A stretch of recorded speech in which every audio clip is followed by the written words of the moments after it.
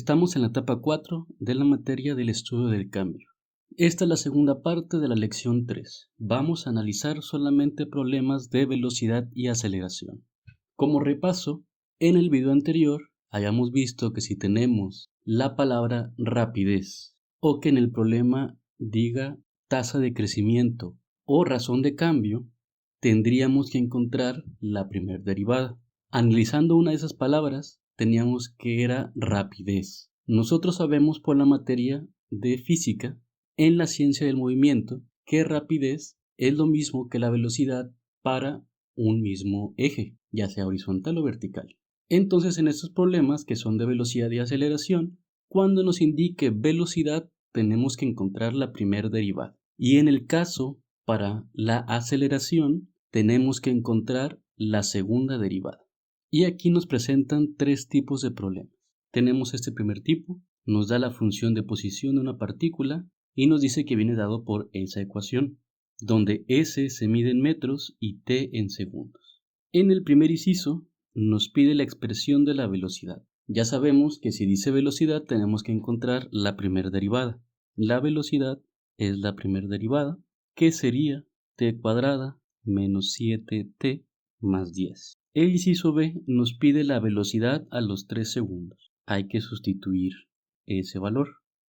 Si realizamos esa operación, ya sea completa o por partes, nos da menos 2. Y como es velocidad y nos está indicando que se mide en metros y en segundos, sus unidades son metros sobre segundo.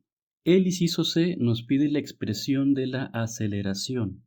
La aceleración la podemos ver como la derivada de la velocidad o, como les había dicho antes, es la segunda derivada de la posición. Entonces derivamos, sería 2t menos 7. Y el último inciso nos pide la aceleración a los 4 segundos. Sustituimos.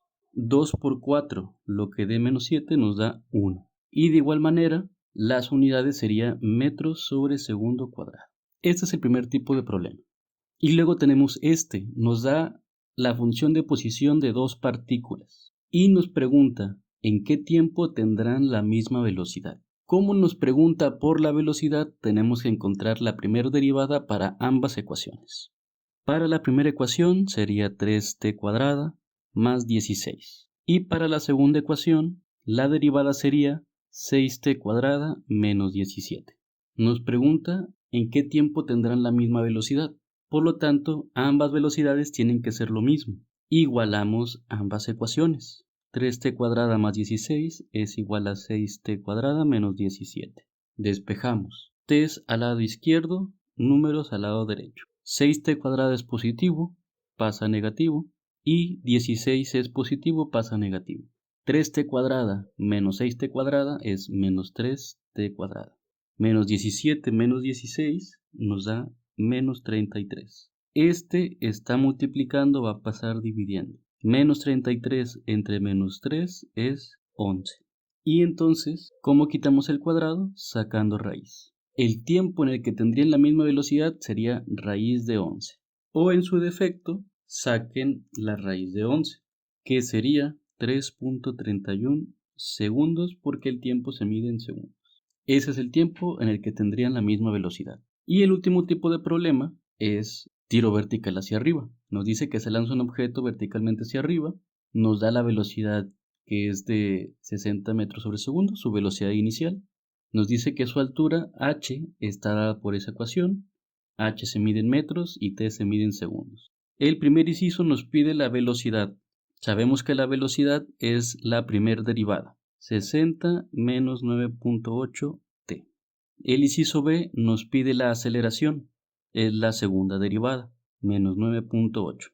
Después nos pide la velocidad a los 4 segundos. Sustituimos en la función de velocidad que t valga 4 y esa operación en la calculadora nos da 20.8. Es velocidad, altura se mide en metros, tiempo en segundos, entonces sería metros sobre segundo. Y luego nos pide la velocidad a los 7 segundos. Volvemos a sustituir en la ecuación de velocidad, pero que ahora t valga 7. Y eso nos da menos 8.6 metros sobre segundo. El siguiente inciso nos pide el tiempo en alcanzar su altura máxima. Y aquí recordamos los conceptos de la mecánica y el entorno. Cuando un objeto se lanza verticalmente hacia arriba, en su altura máxima se dice que el objeto está en reposo. ¿Qué quiere decir que está en reposo? Que su velocidad es cero.